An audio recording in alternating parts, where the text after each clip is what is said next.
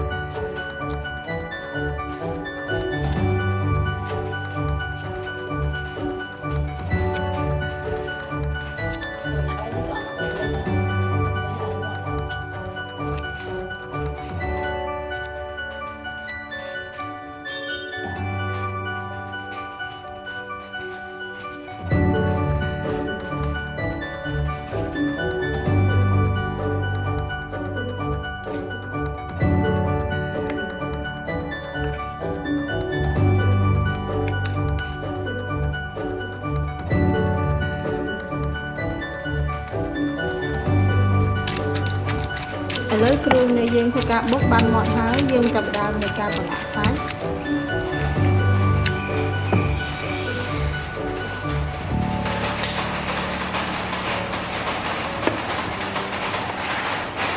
អូខេអញ្ចឹងមិនចំនួន1គីឡូយើងដាក់ម្សៅរ៉ូឌីចំនួន2ស្លាបព្រាកាហ្វេ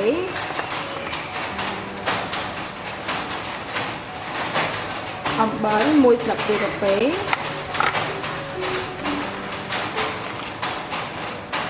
ម្សៅស៊ុបចំនួន1ស្លាបព្រាកាហ្វេស្ករសចំនួន3ស្លាបព្រាទៅ4ស្លាបព្រាកាហ្វេ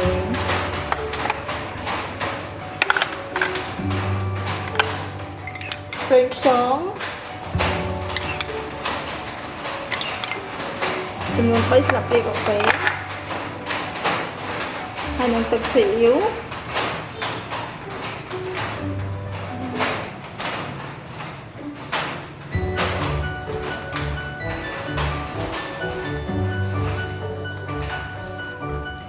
ចំនួន3ស្លាបព្រាកាហ្វេហើយយើងធ្វើការច្របល់ឲ្យវាចូលជាតិល្អ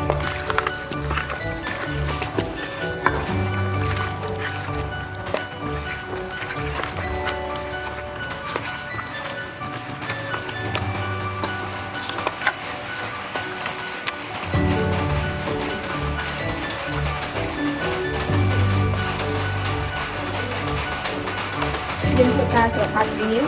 វាចូលជាតិ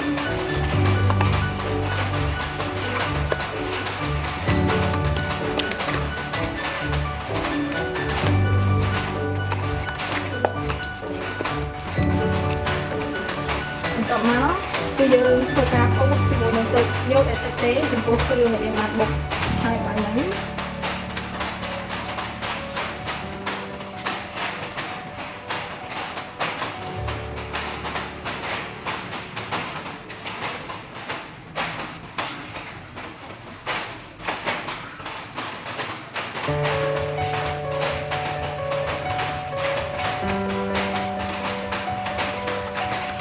យើងធ្វើការច្របល់នេះ